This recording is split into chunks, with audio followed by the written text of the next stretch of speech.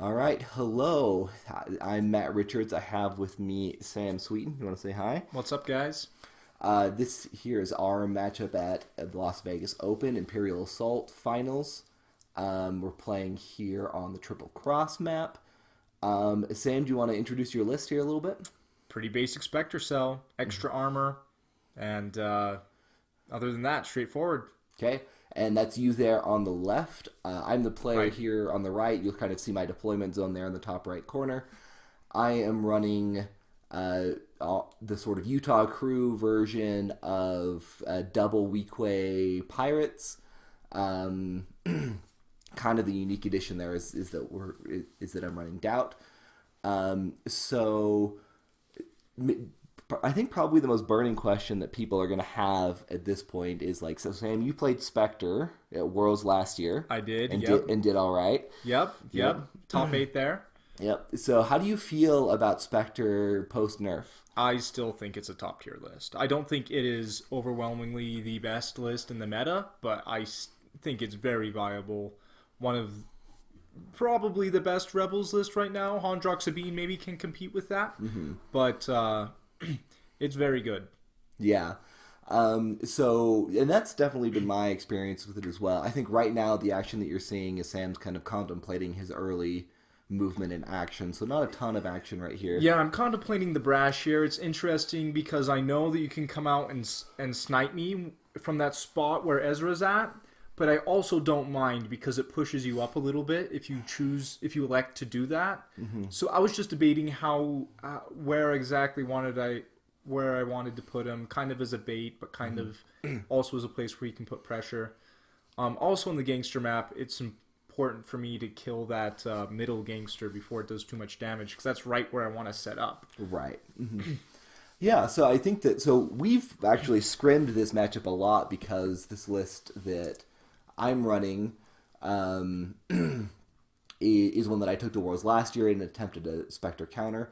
Before we keep talking, I want to pause a little bit. There's kind of a funky thing going on here where I'm trying pretty hard to kill that one gangster on my side of the map without having to spend any focus or hidden tokens to do it. So you'll notice I move Onar up there. He takes a range 4 shot, does 1 damage on the gangster, and then kind of moves back. But anyway, so you'll notice in my next couple of activations, I'm using some of my attackers before they get focused to try to kill that gangster so that I can save all of those really intense damage ramp for Spectre specifically. In terms of extra armor, is really interesting in this particular matchup as we've scrimmed it a lot. Because do you want to talk about where you put your tokens and stuff? Yeah, so top of the round, I put 2 block tokens on Ezra every time, 2 block tokens on Kanan every time, and block and damage on Sabine. Sabine's my most likely to get off the Spectre Cell attack round 1, so that damage token going there makes sense. Ezra and Kanan are the... Kanan's the one people want to remove first, so he gets the block tokens. Ezra with double block really disincentivizes them and disincentivizes people from attacking him.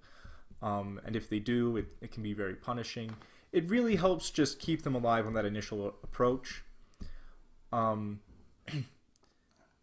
Again, I think you're attacking the gangster again with Greedo, as you said before, trying to kill it before you focus up, gin up here. Yeah, and it's interesting because hunters have this reputation for just having some crazy damage, but they rely on focus, they rely on cards to do that. So I think it takes me 3 full attacks into that gangster to finish him off. Yeah. Do you want to talk about this matchup and kind of how you approach this? What's your win condition here? So, my win condition is I have to control your movement. And on this map here, I had forgotten in the skirmish practice when I went into Worlds when I picked deployment zones. It's typically easier for me to do that from the top because I force you to commit to one side to the other. Where you are now, you have the option of splitting up a little bit and being more flexible. I really need to control your movement to force you into a corner where I can just kill you, just push all my guys right there and not have to worry about chasing down your stragglers. I just need to get up there without taking too much damage and force you into that corner where I can kill you. Yep. Yeah, my sense of it, yeah, so I agree. I believe you won the initiative roll on this one, and you picked the side that generally I think is better for Spectre, but in this particular matchup, I think you're right. Like, I was pretty happy to have you pick the deployment zone that you did and give me that other one. Yeah, so an interesting thing about the top deployment zone where you're at, especially here in this matchup, is you don't have to commit to either being in your deployment zone or in the up or in that room with the hole in the middle. Yeah, just below kind of my deployment Whereas zone. if I had forced you to pick the other zone, you're forced to commit to either the room with the yellow car or your deployment zone. Right. You can't really move back and forth between the two as well. Mm-hmm. So one of the things I've said about Spectre quite a bit is that it's the list in the game that relies the least on command cards. Yep. And I'm running Hunters, which rely really heavily on those command cards.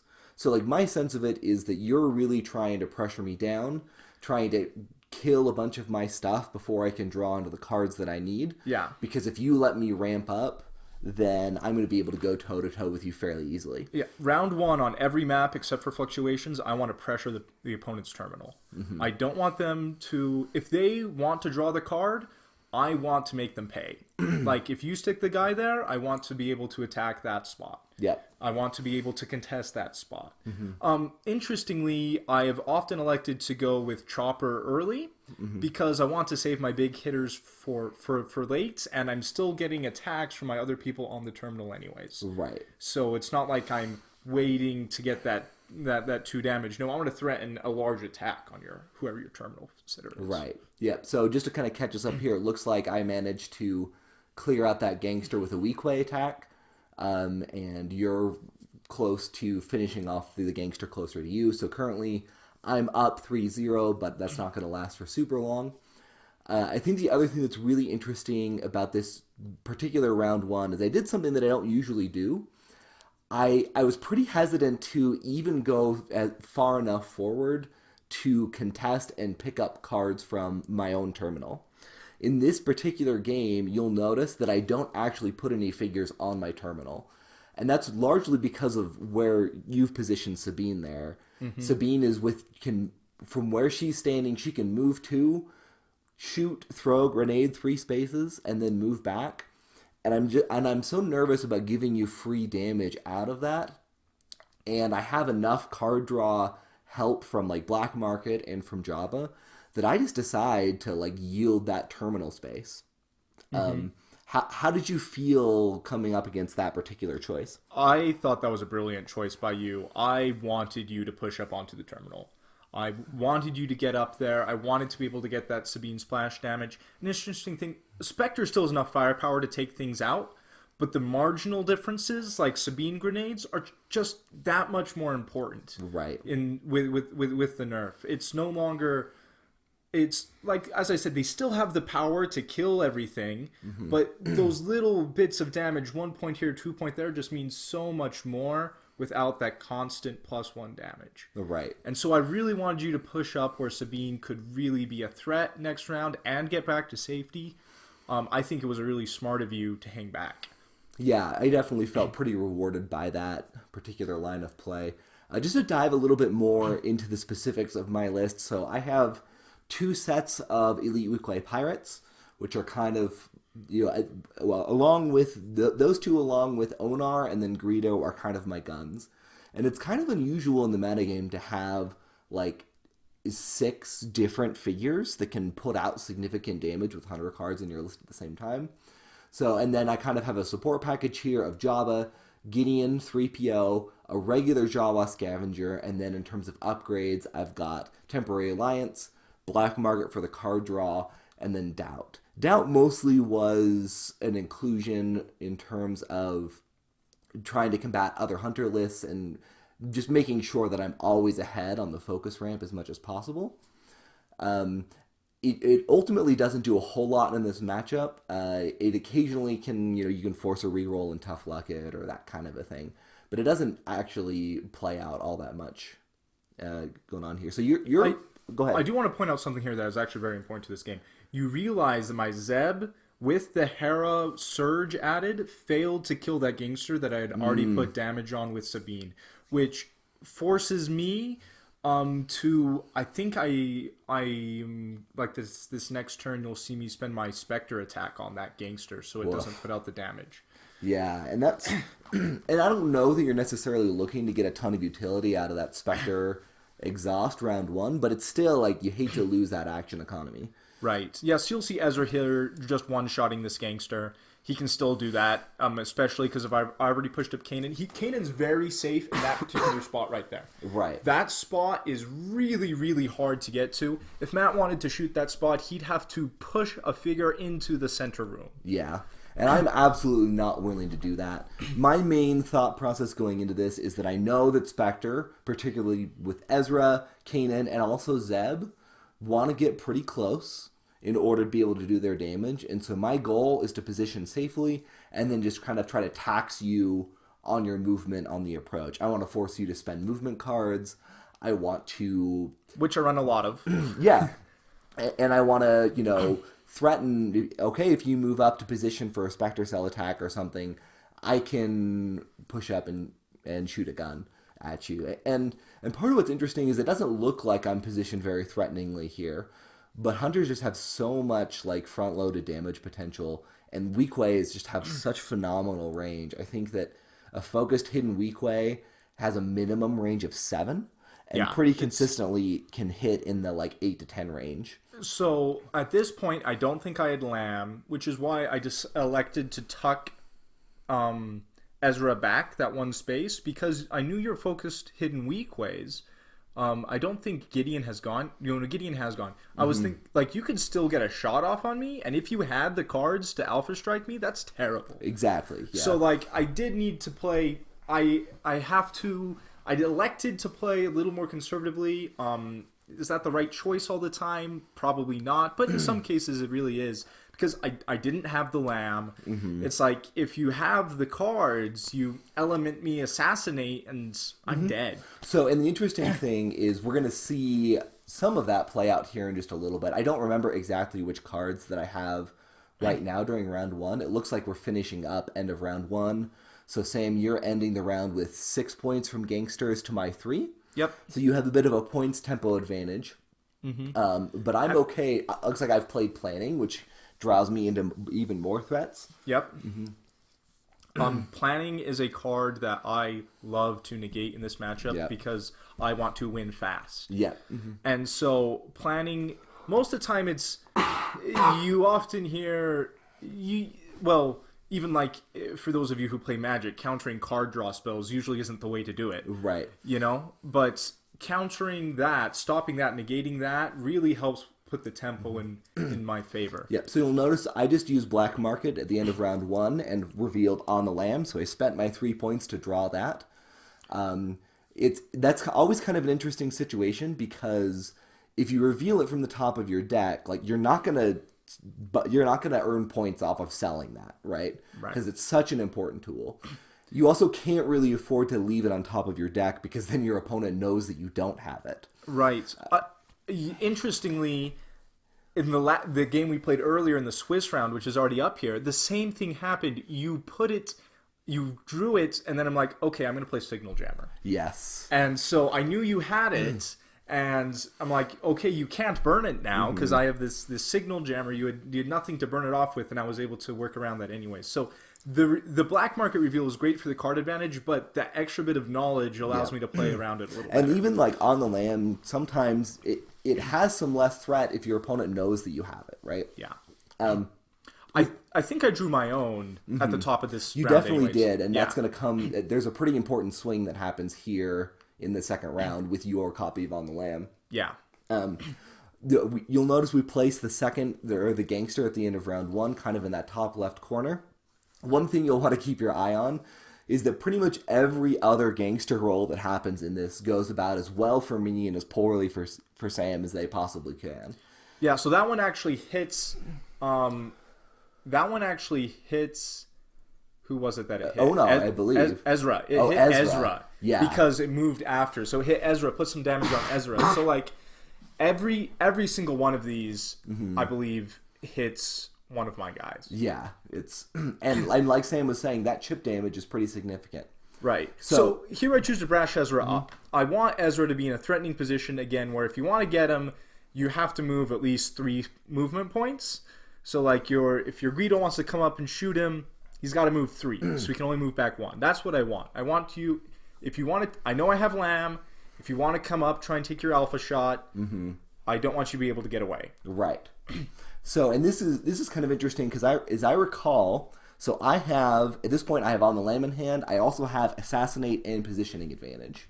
So you've brashed Ezra up. I have Initiative at this point. Yep. I also have Element of Surprise. So I go with Greedo here, and he's going to roll up and fire at Ezra. I'm going to play Element. And my thought process here is and I ran the math on this attack just the other day to kind of think about it. And Greedo has about a 25% chance of hitting, assuming you spend the block token, of hitting 6 damage, which means you either have to Lamb or I can just Assassinate, Positioning Advantage, kill And I've already Ezra. taken 2 damage from the gangster. Exactly. So, like, here you see I elect not to spend the block token because I know I'm going to Lamb this. After he plays Element, I'm like, okay, I'm just going to Lamb this. Like, if without my dice, I had the reroll from Kanan, if you realize. I made sure to keep myself within 3 when I pushed up. And then I just moved back 1 space, wanted to keep Ezra up there aggressive. Greedo no longer is on his sight. So. And for me, it was just a no-brainer. Like, I'm happy to spend Element of Surprise and say, like, okay, you either have to have On the Lamb or he's going to die, right? Right. And you'll notice I'm thinking about moving Greedo back here, and that would have been a pretty big mistake because Sabine could have just aced him. That would have been a huge mistake. So I'm thinking about this movement, and I actually position him in a much better and more threatening place here in just a second. Yeah. I was very happy when you put him there eventually. I'm like, oh, Sabine can just eliminate him, no problem. Right. Like, no cost to me. He's gone. But by putting Greedo there instead, it's like, hey, he's going to get to shoot with his parting shot, even if you kill him. Yep. And, like, Greedo is so valuable in this matchup for me because his ability, like, he loses that negative of, like, triggering an opponent's attack onto him first against melee figures. And you've got 2 really critical melee figures that you want to keep alive in the early game. Exactly. So I choose to go to Sabine here. My thought is I want to disincentivize... I realize now that, like, I'm going to need a full another round to get your guys because of how well you've positioned. I want to put some damage onto Onar to keep you from coming up and trying to finish off Onar. Or did I... Yeah, I don't... I mean, to finish off Ezra. Yeah. My Lamb's gone. You still might have Hunter cards. I want to... If you want to come up and get Ezra, I want to make it costly for you. There's already damage. I can finish off your Onar. And in this matchup, as much as I hate it, I am willing to make a trade of an Ezra for an Onar. Yep. Hoping that my other guys can finish off the rest. And you'll notice with how conservatively I positioned here, the Sabine grenade only gets to hit Onar. Yep. Right? You don't get damage on anybody else. If I had moved up to that terminal, suddenly you have more options in terms of who to attack. And this stuff gets really interesting. I think maybe... Oh, so you also hit the Weequay behind Onar with the grenade. That was a bit of an error. But overall, that's pretty acceptable in terms of, so that Sabine can threaten so far from that particular position on this map that I just had to really get out of there. The other thing I kind of want to call attention to is where my Jawa scavenger is chilling behind that door down there. My thought is that I want to force Sam to pay the tempo cost of approaching. So if he's going to go all the way up towards the top and swing around by my terminal, I want to have the option to swing through that lower door and kind of wheel on him. And so I position my Jawa there in order to be able to open the door. I think that's the best strength of that deployment zone. Right. It turns out that Sam kind of anticipates that and positions in a way that's pretty interesting here in a minute. Yeah. I definitely saw that coming.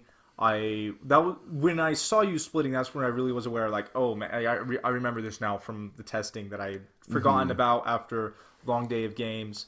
And it was like, yeah, okay, I need to be able to mitigate that. So you'll see how I do that in this round here. I mean, if you realize, my Kanan's not in a position to do anything this round. Right. So that's Matt's positioned really well there. Like, Kanan can't do anything. Zeb has to double move to get just one attack off.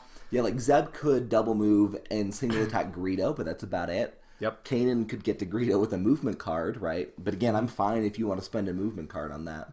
Right. I mean, Zeb can get up there and hit that one weak way. But then I'm super committed. Right. Then Zeb's way out in front, and I can just unload on him. Yep. So, and at this point, Onar's taken some damage, and I'm running extra protection, and so I want to keep him alive and force Sam to pick some other targets. Right. So you'll notice that I focus him up, and I kind of move him around the corner so that I can start to stage my other guns close to him to take advantage of his get-down defensive ability for allies that are nearby. Right. While also making it, like, at this point, Ezra, I think, is 5 spaces away from attacking Onar, and even then, that would be a pretty huge commitment. Exactly. Especially because we've burned on the lamb. And so you know that if you commit him, you might kill Onar, and you might not, but you're definitely, you're going to lose Ezra for it. Right. So as you see, I'm setting up for the next round. I realize this round, nothing's going to happen. Hera double moves into this corner. She's super safe there. She can provide bonuses next round. She can get a shot off next round. It's just a safe position where she can move up. And normally that zone is not super safe for you because I would be positioned up more towards the terminal and could poke around the corner and shoot stuff. But because of how conservatively I've positioned, you're able to kind of take advantage of that. Right. I don't think I was super concerned. I think I really wanted you to open up the door at this point. Yeah. I figured I was probably going to have to be paying the cost, but I figured, if Hera goes up there and it gets Matt to open up the door, then Kanan can do something this turn. Right. Yeah, and the thing that's like so crazy about Spectre is that they just have so much. If they have people on the board, they're a pretty significant threat. Yeah, as long as there's 2 of them. As long as there's two of them. And so I want to force you to have to open the door in order to get to me. Right. And you're hoping that I'll do that for you. Right. Exactly. But yeah, as I recall, there's not a lot exciting that happens throughout the rest of this round. It's kind of some more just kind of focusing up, positioning games. Yeah. Like the positioning games are like legitimately my favorite part of Imperial Assault. And it's why I've enjoyed playing like hunters and like range stuff so much, is that so much of their play style hinges on the ability to kind of outposition and position it in a way that's intelligent and allows you to gain an advantage. But it's hard to sort of really provide a lot of details into the thought process there. Right. I do think it's interesting that you, at this point, you abandon your own terminal and get Chopper up in there. Do you want to talk about why you're giving up that command card? Yeah, so I don't need the cards as much as I need the extra damage and the extra movement. So if you realize here, Chopper is... I don't have motivation. The cost of being defensive is I lose that movement point. So Chopper, in I think every single one of my games I played, used Ram at least once. So he moves up my Zeb 1 space. So Ram is very critical for getting the positioning that I need. And Chopper up there means that, so now he's in a middle spot where he can go shock your terminal next round. Yeah, and that's really interesting. Like you're effectively saying, like, I'm happy to give up that command card in exchange for allowing using Chopper as a fleet-footed this round, right? Yep. So you'll notice I use the Jawa there to just open the door and move back. Oh yeah, that other door. Right, the door just below the kind of rectangular room with the pit. And I do that thinking, hey, I want to have that door open if I need to wheel everything that I have that direction, just have a couple extra movement points. You've abandoned that whole side of the map. It's kind of unfortunate the way that we set up the playmat here to kind of favor how we were sitting, but all the action is happening kind of in that top right corner. Right. And so if we had thought about it a little bit more, maybe we would have rotated 90 degrees to make it a little bit easier to see or something. But right.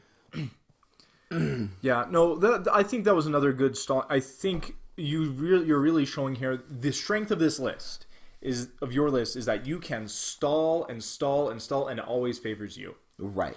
Whereas I need to go fast. So if you see here, I'm going to use Kanan to... is he opening the door? No. Kanan comes up and he sits right by the door. Yep. I don't want you to get your focus shots off on Kanan yet. You have your Weequays who can still go. Kanan's just going to go. He's going to sit there. Yep. And you're fine to do that because I've activated my Jawa this round already. Exactly. And if I choose to use the Jawa to open the door next round, then then suddenly you're going to have the tempo advantage there, right? Yeah.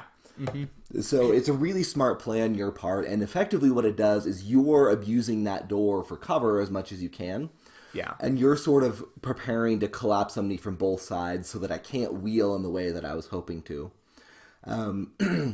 Thinking about that play with the Jawa opening the other door, that's something that didn't end up mattering or panning out, but there wasn't anything more useful for the Jawa to do this round. And it usually pays off to sort of plan around your potential future options. So at this point, I believe I'm just taking some shots on Zeb because he is visible.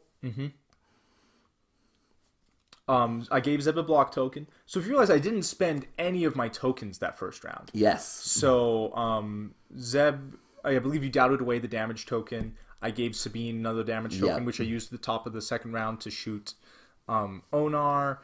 Zeb got a block token. So, and look at those attack dice in the Weequays, man. Like those triple green dice are just so consistent. That's showing 7 damage, Pierce 1. Yeah. Like, and that's no cards, no additions. Like, it's pretty nuts, right? Yep. Zeb just takes 6, and I gotta let him take it. Yep. And that Weequay then moves back, and he's standing next to 3PO, and then within 2 spaces of Onar to take advantage of that get down, right? Yeah. So I decide to bring up Zeb for a free melee here, I believe, on Greedo, knowing I'm probably not going to kill him. Yep. I just wanted to put damage on him that maybe if I get within 2, I can Sabine grenade without letting you get the shot. Yeah, exactly. Right. So also from there I can add the Hera bonus. Yes. And that ends up being pretty big because you can add a surge here for an extra 2 damage. Yep. It does 5. It does 5, but I block 1, and so unfortunately that means that I'm out of range. It does 6, but you block 1 because I have surge for +2. That's right. 5 comes through, so you're in range. I have a 50% chance to get that play off that I'm hoping for. Right. To hit that Sabine grenade as a free kill on the Greedo. Yep, exactly.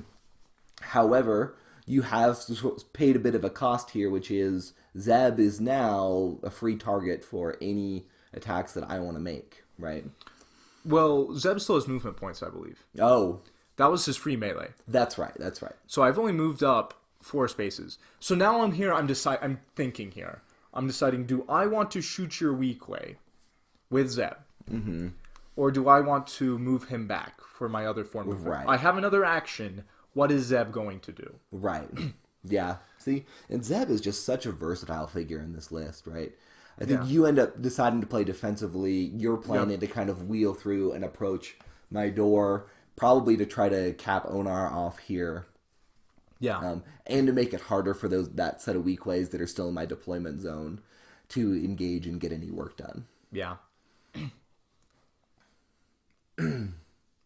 Really what I want to do is kill what's in that room before those Weequays can commit. Mm-hmm. You know, like if I can clean up those 2 Weequays and Onar before those other Weequays commit, I feel like I'm in a good spot. Right. Mm-hmm.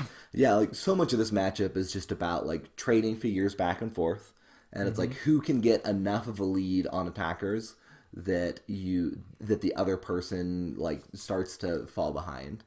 The other thing I want to notice here as we're kind of finishing up the round is you'll notice that Sam has put his heroic effort card like right there front and center. Do you want to talk about why you did that? I think I only remembered to do heroic effort once the entire day, maybe twice.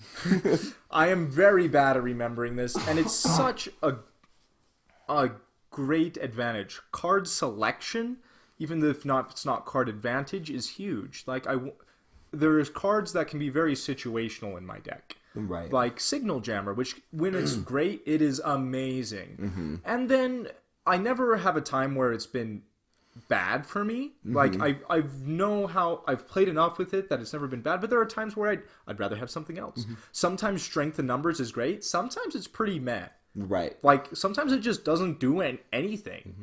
And at those times, I want to pitch it. Here, what I'm thinking of doing is I open the door with Ezra and I tap Spectre. Yeah. Mm-hmm. And you'll notice that just before that, I just moved Onar back, right? I was like, I don't want to lose Onar here. I want to get extra protection off. I really wanted to kill him. If you hadn't moved him, I think I could have. Yep, I agree. So I believe you're going to... So this is Ezra's activation. You're going to tap Spectre. Yep. I think I'm going to go with Zeb because I want to attack that Weequay is what I really want to do. Like, Kanan can get the Jawa, but I really don't care about that. Yeah, that's the Weequay that's been softened up by the Sabine grenade. And you're hidden. Now, you realize you're hidden. So I'm debating whether I want to move Zeb up in order to guarantee my accuracy on the very fickle green dice when it comes to accuracy, or if I want to leave him there and take the risk of missing. Right. Oh, sorry, I was looking at the wrong Weequay. So the one that's damaged is actually behind a wall and Zeb can't see him. Right. You're looking at the other Weequay that is hidden. Yes. And the thing that's tricky here, too, is that you know that I have On the Lam. Yep. So, like, you're not going to kill a Weequay, but Nope. But if you can burn On the Lam here, that's still huge in terms of just, like, you're spending a Spectre Cell exhaust on that. Right, exactly. So you'll notice as this game progresses that I'm just going to keep collapsing back towards my deployment zone as Sam pushes forward. So I elect to move Zeb up. Right. I really wanted to hit this attack. My thought was that, okay, Zeb still has 9 health. I have a reroll. The other thing that it does is it blocks the line of sight to Kanan and to Ezra. Yep. I got a good roll here. Yeah, really solid roll. But I think that comes out to... it's not quite enough to finish him off, if I remember right. No. It's like 5 damage. Yep, which is 5 damage. Which is pretty much exactly where you don't want to be, right? Because I don't have to spend Lamb here. Oh, no, I do. I play it here. Very important here is that the extra evade from... Yeah, it's 5. I think it's enough that it's good to land because there's... Sabine does her 1, or Chopper can just ram and do his 1. It's very important here that the evade cancels my recover. Right. from 3PO. Yes. I can't get my recover off on Zeb because of 3PO. Right. Which is pretty interesting. So you'll notice I thought about putting that Weequay on the terminal there, given how much Sam's committing to the other side. But ultimately, I was just like, you know what? It's important for me to keep my figures as safe as possible. I just collapsed back into that deployment zone. Yeah, I think that was the right call.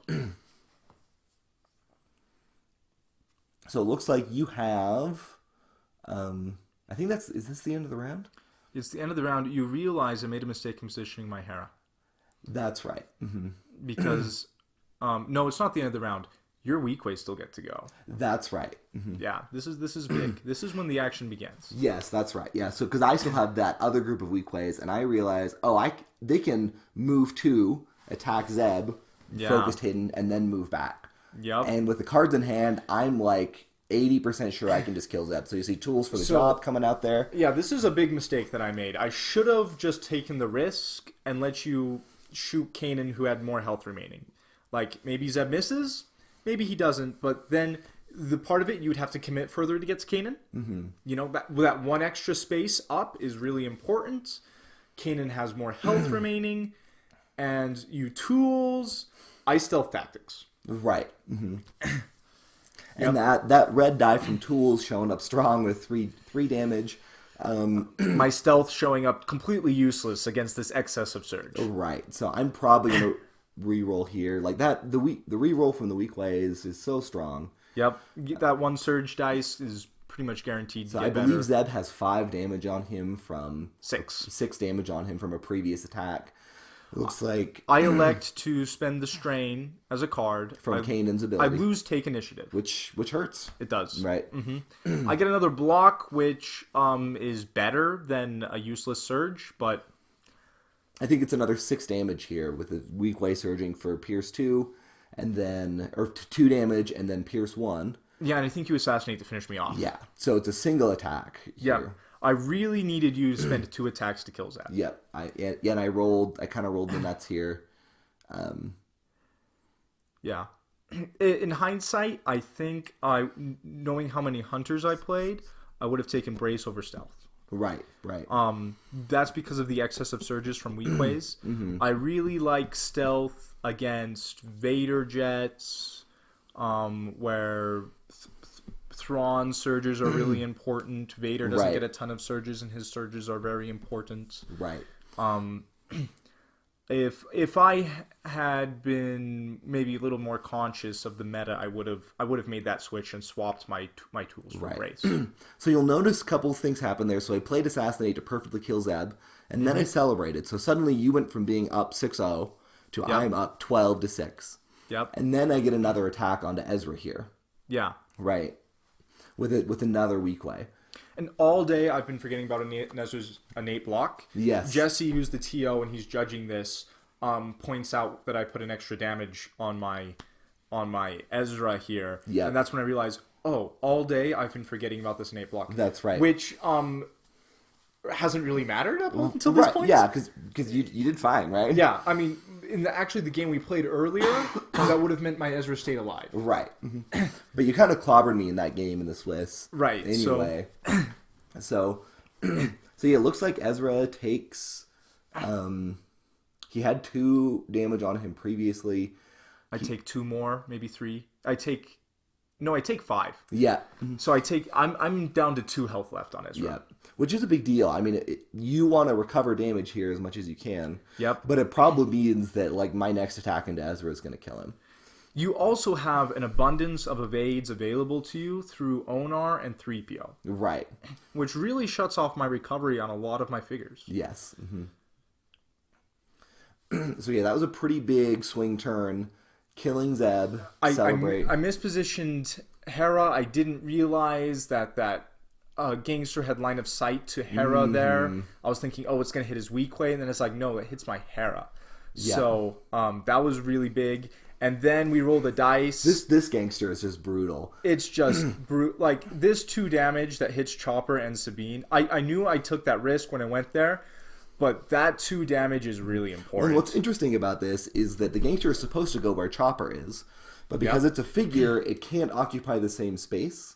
And so I get to place it in the nearest, like, in a nearest possible space of my choice. So you'll notice that Sam is just he took 6 damage across 3 figures from Gangsters this round. Yeah, it was really rough. Super rough. And that 2 damage on my figures is really important in this match, especially with figures like Hera, who, unless you play cards... She can survive one shot with 7 health, but not with 5. Right. Yeah, there's so many like break points to remove a figure are so important in this game. And Hunters especially revolve so much around I have a whole bunch of resources and I want to spend them as efficiently as possible to remove figures. And by just getting that extra free damage from those Gangsters a couple of different times, like really helps me to not have to I think you buy yourself primary target here. Yes, but which is also a pretty big threat. But yeah, it's just so interesting how much these little chip damages end up really costing you, because I don't have to play a card like Positioning Advantage to finish somebody off, and I can save it for a future situation. Yeah, exactly. So it looks like we're getting into, we're doing end of round stuff here. We're getting into the next round. And this is kind of where the really intense back and forth goes. I'm feeling pretty good in this situation. I'm definitely feeling on the back foot. Yep, because I have tons of damage onto Ezra. I have some free damage in other spots. I've removed Zeb. And you have damage on Onar and a little bit of damage on a Weequay, but that's it. And Greedo has 2 health left. And right now you realize if my Sabine gets a 2 on the grenade, Greedo doesn't have a shot. Exactly. So I was feeling good about that. But that was the only thing going for me, really. Like, the other figures, like Onar has just run away because he knew he was almost dead. Yeah, so initiative is passed to you. You're just kind of thinking about, like, where do you go from here, right? Right, and I think I can't remember exactly what I do. I think I activate Ezra Yep. because Ezra is going to die. Is my This thought. might be your brash here. Oh yes, this might be my brash. So you're thinking about how deep is Ezra going to go? Right. Right. I'm looking at my cards. I don't think I have Dying Lunge. If I have Dying Lunge, I think I'm very aggressive here. I think that's exactly what happens. I'm pretty sure you have Dying Lunge, and so you're just like, I'm just going to activate Ezra. That might be it. Yeah. Like, and Dying Lunge allows me to do stuff like that. Like, like you want Ezra to get in there and to recover some damage to make it like more costly for me to remove him. Yep. But he also just has a really good odds of just acing this Weequay right here. Right. He doesn't have the benefit of Onar or 3PO. I I negate your take. Yeah, I try to take initiative there, which would have been huge, but you negate it. However, because you burned take initiative earlier, that means like no more initiative games this. Right. And that's going to matter quite a bit going into the next round. Yep, it really is.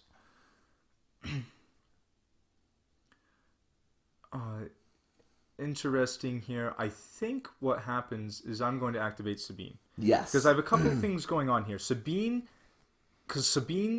I think I do have Dying Lunge. So if Sabine goes, I get the 2 on Greedo.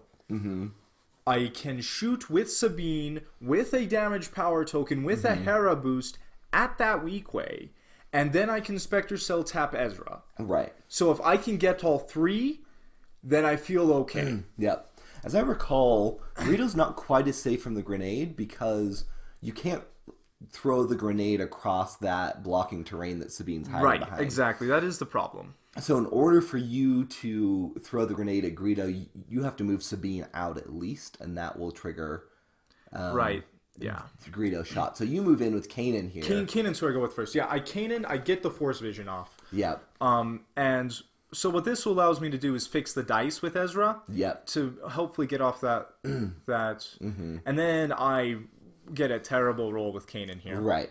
And as I recall, so this was a pretty big deal. I'm trying to remember if this was the moment. I'm pretty sure it is. So you Force Vision, and I'm pretty sure I said Gideon here. I think it is. Because I have strength and numbers in hand.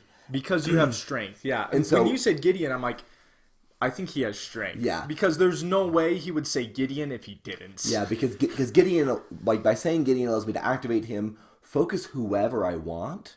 Because if my Weequays manage to survive here, they're my obvious next best target. But I don't want to be forced to activate them if they're not ready to go. So I say Gideon because I have strength, and then I can parlay that Gideon activation with strength and numbers into any other attacker activation here. Right, so Ezra, damage token. I guess with the damage token on Ezra here. Fix the dice. Yeah. I'm going to get my recover off unless you do something. I'm going to kill the Weequay unless something happens. Yeah, I'm pretty sure the Weequay's dead here. Yeah. I think you're thinking about about depleting doubt. Yes, I think that's right. Yeah, because I'm looking at the yellow die here. Yeah, I think it's... Yeah, because you fixed that yellow die to the maximum value. Yep. And so I'm looking and saying, if I re-roll that, what are the odds that my Weequay survives? Ultimately, I'm like, you know what? The odds are not great. You got him, right? Yeah. So that's another... Because I still had 6 coming at you without that dice. Right.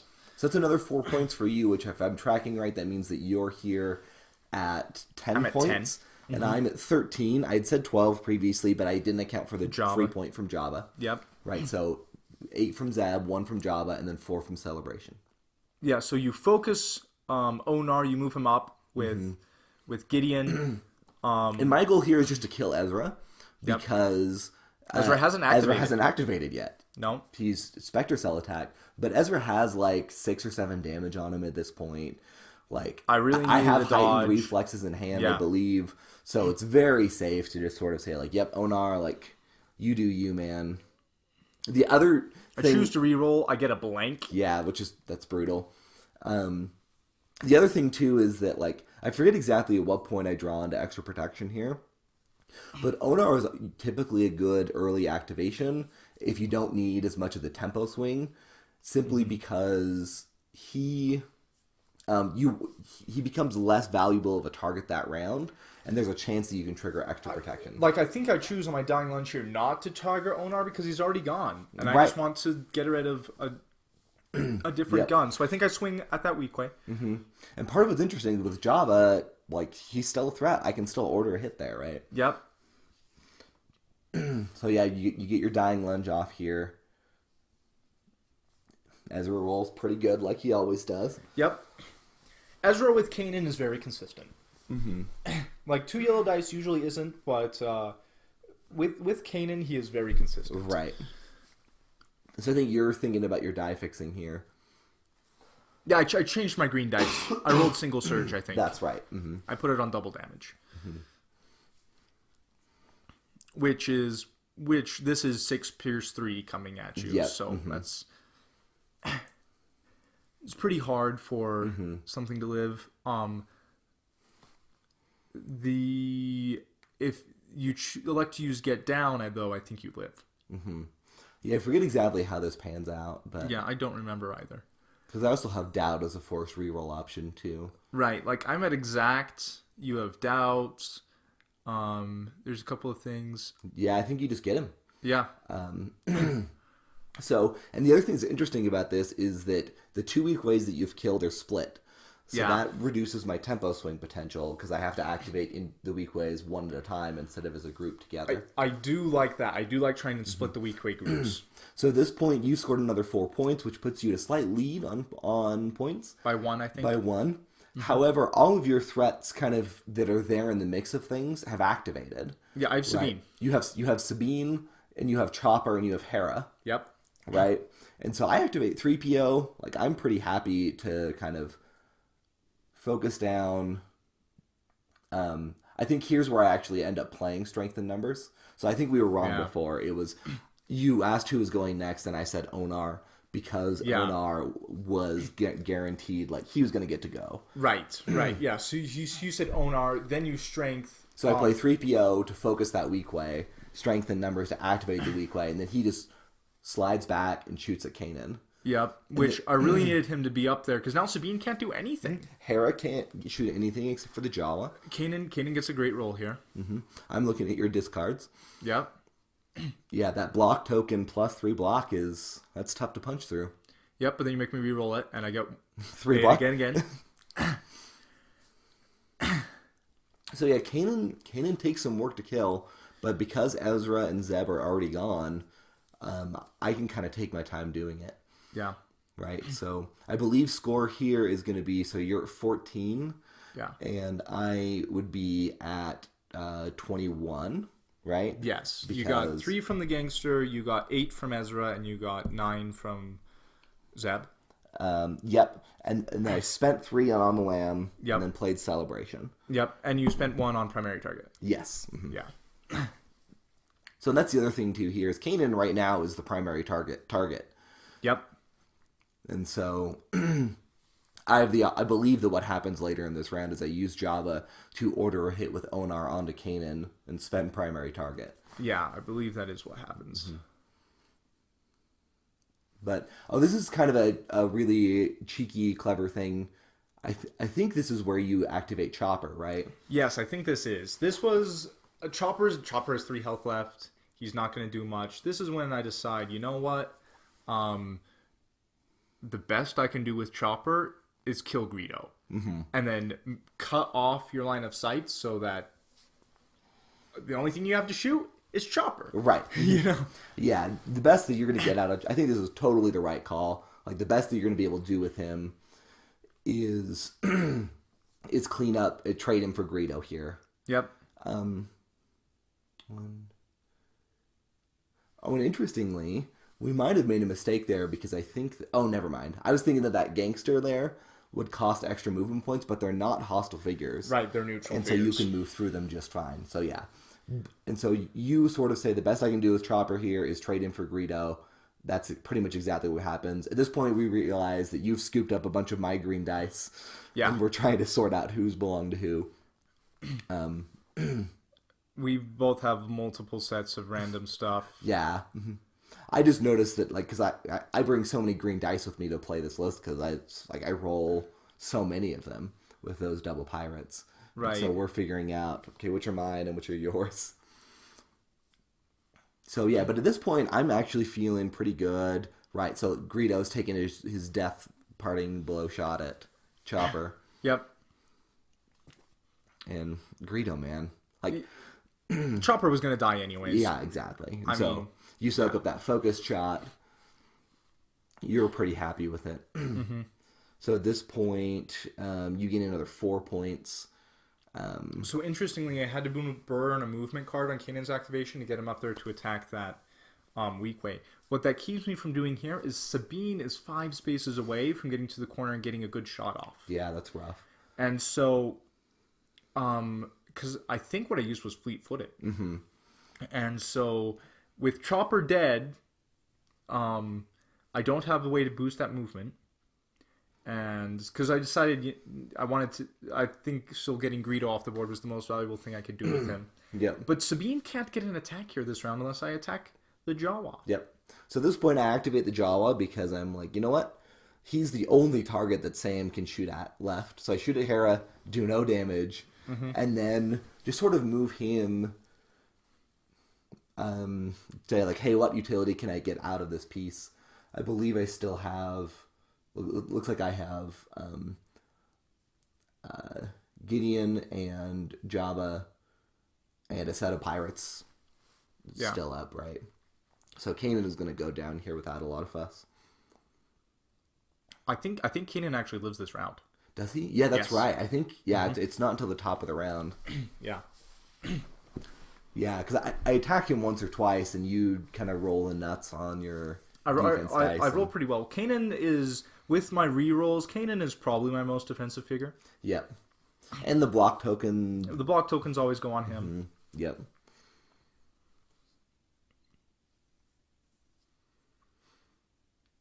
Kanan is also usually a really good end game figure for that reason. Yeah, he's a great closer because he's hard to kill. Yeah. Hard to kill. He, unlike Ezra, his efficiency does not drop when other figures die, so he's very good in that regard. Yep. So, and this is the reason why I really love the Double Pirates list, and that I just continue to think it's really strong, right? So, like, at this point, I have lost 2 pirates and Greedo, right? And I still have half of my guns left. Yep. Right? There's just so much depth in terms of all of these figures that can make use of your hunter cards, that can deal significant damage, that benefit hugely from focus, that can get order hits from Jabba, all this kind of stuff you surprisingly enough, you can really like trade toe to toe with with even Spectre, which has some of the like biggest depth in the bench that you can imagine. Right. So interesting here. You can safely move up Onar because I can't get a shot off with Sabine. You get a pretty solid roll. Your red dice is kind of low. Yep. But you get both your surges. This is a primary target attack. Yeah. And I believe this is from a Jabba order hit, and that's where the movement point came from. I get my nuts re-roll though. Yeah. I believe, if I remember right, Tough Luck was at the bottom of my deck. And so, otherwise, I would have just zapped that 3 block. But by being closer, Onar gains the option to kind of take those surges for bonus damage and lose accuracy. I roll way in excess. So Onar backs up here. Yeah, Onar backs up. What happened earlier when he shot Ezra? That might have been a Jabba, is what that might have been. The Jabba order hit. Yeah, so I think what happened there that was the Jabba order hit. So you force vision, and you said Jabba. That's what it was, because I knew I could strengthen to Onar if I needed to. Yeah, that you could do whatever you wanted with Jabba, have anyone attack who you want. Yeah, that's what happens. Yeah, for a second I was worried that I had cheated there, but that sounds correct. So at this point, Gideon is just hiding. He's focusing at the Weequay that hasn't activated yet. Kanan has taken significant damage, but I'm pretty sure that I'm not going to get to close him out this round at this point. Oh, no. I know what that was. It wasn't a Jabba thing. It was a get down attack. That's what it was. Extra protection. Extra protection. Yeah, it was an extra protection That's attack. right. That's what it was. I'm like, no, it wasn't Jabba because Jabba hasn't gone yet this round. It was extra protection. So what happened then was you attacked the Weequay. I played extra protection. When you force visioned, I had said 3PO, and then I activated 3PO strength in numbers into the Weequay. Yeah. We got there eventually. Yep. So Sabine comes up here, gets a grenade on all 4 of them, rolls a blank. Yeah, that's rough. I really needed the extra damage at this point. I knew at this point it was pretty much over. But I played it. It's like, let's keep going here. Yeah, you got to play to your outs here. Yep. And so yeah, it's pretty interesting at this point.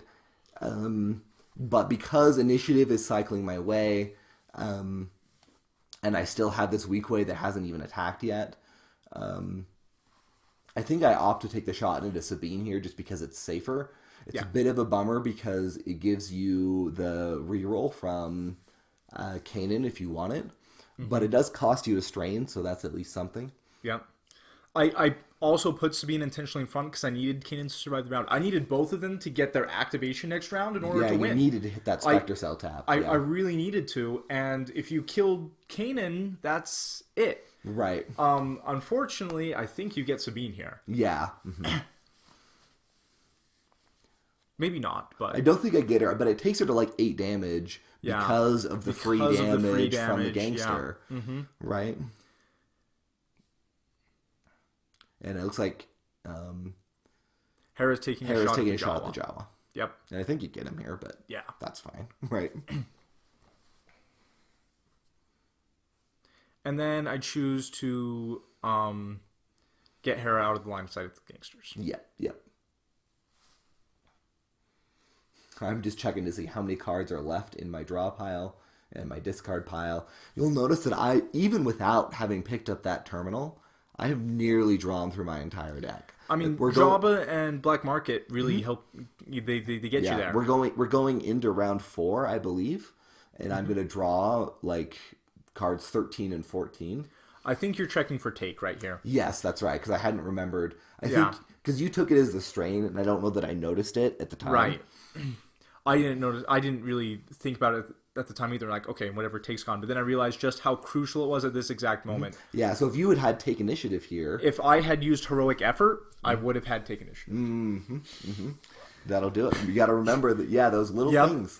Yeah, exactly. I would have had take initiative if I had used heroic. And this gangster also. It places in a spot where Kanan takes 2 damage from that line of sight. Again, I think puts him at that break point where it's like, oh man, like Kanan maybe had 2 attacks, but now he definitely doesn't. Yeah. So these gangsters just never went your way. Yeah. I really needed one hidden away by that yellow car that turn. Yeah. Or even in the center again would have been fine. Yep. I think that was the only spot that it could have gone where it would have dealt damage to you. Yeah, it was rough. And then I decide, okay, let's just send that gangster into the corner where we'll never see the light of day again. Part of what's interesting about this map is that, at least in this matchup, like, you kill the first 3 gangsters on the map round 1 because you don't have anything else to do. But then after that, it's just like, we're just shooting each other. Yeah. Right? Like, the gangsters are just there to be like a random force of damage. Yeah.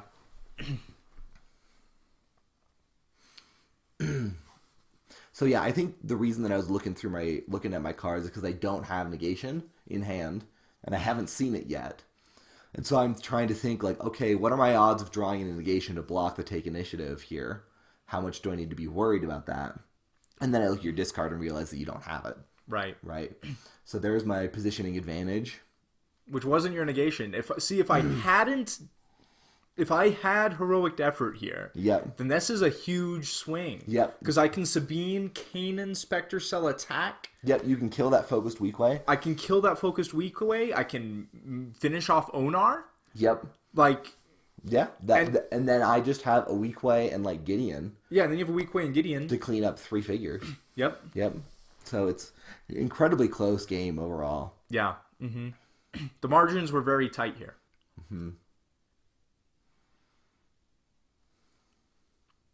But you to go first, and I think you focused Weequay into Sabine. I think is the call here. Yeah, it's just sort of like, that's the safest one. Yep. Kanan is going to have the hardest time. I haven't, as I recall, I haven't played Heightened Reflexes yet.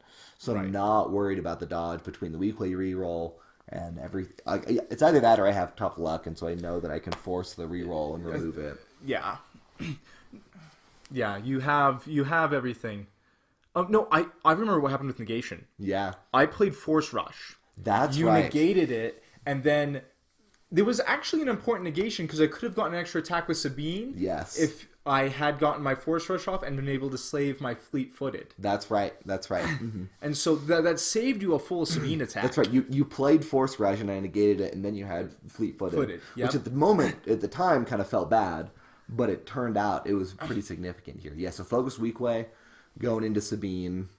She's toast. I put the block token on Kanan because I'm like, well, one of them's going to die. Kanan has the best chance to live. Yep. You take the reroll here. Ultimately, I don't think that it even matters. I think if I had got the perfect roll, she lives by 1. Right. If you don't have anything. So I was like, I'll take the reroll, let's see what happens. I did not get that. You also, the cards that are in your deck at this point are not going to matter. Right. So you might as well take it, right? Right. So there goes Sabine. Yep.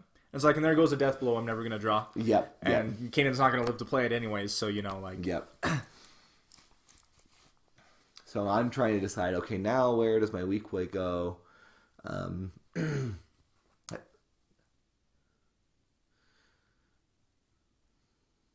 Yeah, at this point, you're in a pretty difficult spot. You're trying to figure out what your outs are. Yeah. I have Heart of Freedom. Yes. Mm-hmm. To heal up Kanan a little bit, give him some movement points, and back him up a bit. Yep.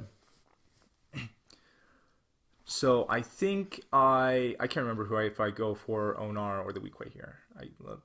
Let's see. Yeah.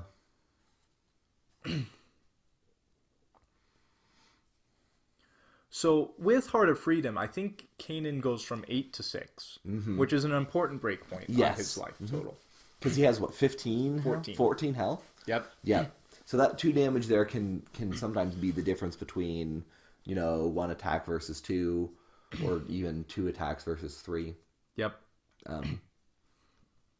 So there is a fairly reasonable chance that, Kanan doesn't die this round, because I only have 3 attacks left. That was my out. I knew Kanan, if Kanan lives this round, then I have reasonable outs here. So here's what I do. I have a free movement point. I move Kanan out of the way to Spectre Cell Hera in. Yes. Mm-hmm.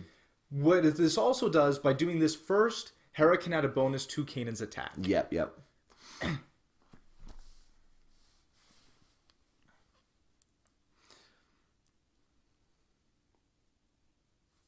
Going for the Weequay here.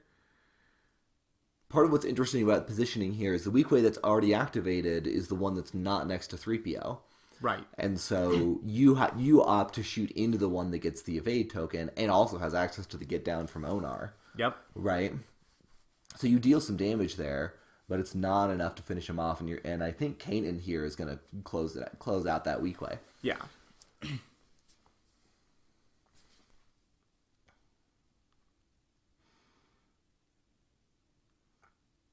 Finally, that 3 block swings back my direction. Doesn't matter. Kanan has Pierce 3 and 2 surges. Doesn't matter. So even with the evade, because of Hera's damage, I finish off that Weequay. Yeah, exactly. Right. I think you spend the Hera surge here to add a surge, so the get down doesn't matter. So you finish him off. I use the doubt here to force a reroll because might as well. And that actually works out fairly well, but you still have. I think I add a damage from Hera or something here because this is still +2 damage, or I add a surge still. I think I add a surge still because that's still 5 damage. Pierce 3. Yeah. So that Weequay is toast. So I'm left with just Onar plus the Jabba order hit to try to. But if I can kill Kanan here, there's not a lot that Hera is going to do by herself. Yep. Or if you kill Hera here, 1 Spectre, the efficiency drops so far. And this is really important where that 2 damage on Hera comes in. Yeah. Hera does not die to an unfocused Onar attack. At 5, she can. Right. At 7, Hera still usually doesn't die to a focused Onar attack. Unless you have cards. Yeah. Especially with the Kanan reroll there. So... this is when I'm getting man, I need a high roll here, and I need Matt to low roll. Yep. sort of preying on the dice here. Yep. So, but the tricky thing at this point is that you are tapped out, right? You've activated Kanan. Mm-hmm. You've activated Hera. Yep. So Kanan has 4 movement points. No, I've not activated Hera. That was Spectre Cell. That's right. That was Spectre Cell. So I still have Hera. That's right. And so I'm trying to decide like to what extent you're moving, and I have to decide to what extent am I going to try to finish off Hera before you can activate her. Yeah. I intentionally put Kanan there to have him avoid the gangster for right now. Yep. And if you want to get to Hera, it just makes you still have to move 2, but you just got to jog a little bit or whatever. Yeah. But I think Onar takes the rush here to get the free damage onto Hera. Yeah, he does. And then it's like, can Onar deal 4 damage to Hera when I have positioning advantage in hand? Yes, absolutely. Yep. Right. Mm-hmm.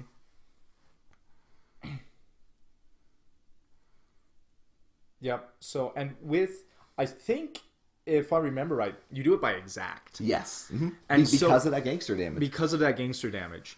Like, he gets a fairly... on regular roll. I I search for 2 here. Yep. And so then I realized exact of the 4. Mm-hmm. Yeah. I take the strain for the reroll. I need the triple block. I don't get it. I do get it. But then you have positioning. Yeah. Yep. No, it looks like I tough luck there. Yeah, you have tough luck. I finally draw into that tough luck. Get rid of that die. You draw the tough luck. Yep. So now Hera's gone. So now you're tapped out. I just have my support figures left. Well, you still have Onar and a Weequay. Well, Onar just went, right? Oh, but I still have the figures on the board. Yeah. And Jabba can order hits with them. Jabba can order hits. Gideon has a decent attack. Yeah, as I recall... 3PO hasn't gone yet. He can focus Gideon. Yeah, that's exactly what happens here, right? Yeah. So, like, even with a good defense, I can't withstand that many attacks when I only have 1 in return. I knew it was over at this point. But I wasn't willing to concede. Yeah, I was like, I'm gonna let Matt kill this. Kill might Kanan. as well play it out, right? Yep. It's the finals of a. It's the finals. We'll play it out. So I'm trying to figure out the sequencing here. As I recall, I have 2 the limit in hand, which lets Jabba do like focus a Weequay and then order a hit. Right. At this point, I'm not worried about the points because I'm about to kill your last figure on the board. Right. I'm trying to optimize. How do I give myself the most opportunity to close this out? Because if I don't manage to kill Kanan here, you get initiative, and you maybe have a chance to swing this back, right? So I believe what happens here is that the Jabba, maybe I don't have 2 the limit, and Jabba just orders a regular shot, but I mean that's... I reroll, it's 2 damage. Right.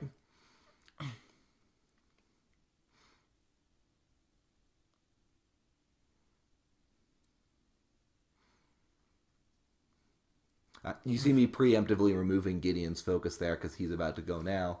Right. This was a misplay is what it was. I could have focused Jabba. Yeah. And then done the attack there. And I just end up like playing to the limit to focus Onar for the next round because I think he has the best chance at surviving. Right. Right. Well, Onar has like 10 damage on him. Yeah. So Kanan can definitely do 5. Yeah. And then Gideon goes here to close things out like the hero of the rebellion that he is. Yep, I think Gideon does close it out here with this roll. Yeah, focused attack. He rolls decently well. Right. Yep. I mean, I think even if he doesn't, I think like I still have like 3 health left, but I realize like I'm not coming back from this. Right. Yeah. So I just shake the hand.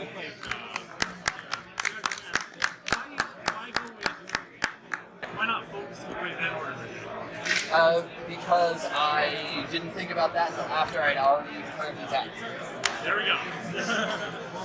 Congratulations. Man, those gangsters really bit me. They really did. Yeah. It's gangsters. They hit Chopper and... They hit exclusively San They hit Hera and Sabine. And then they hit Kanan, who was right over there. And then they hit... And then I also got a hit on Paris. Just popped over the places that in my hand. To be fair, when you're basically in there, Yeah. When you shot the weak Yes. you were holding tough luck. Yes. The reason you didn't tough luck away. He had 3 surges and only 2 surge abilities. Yeah, I forgot about it. Okay, I was just I checking. forgot about it. Yeah, I checking to realized. see if there was a I reason. realized it after I'd been like, okay, you got it. So. And like, Yep. like Kanan was at like 2 or 3 health. Yeah, no, but the margins were really tight that entire game. Yeah, super close game. Couple of things that could have swung one direction or the other at any point. Yeah. You had some bad luck and some good luck. I Right. also did. Incredibly well fought game overall. And really, it was a pleasure to play. Yeah, it really was. It was really quite a fun game.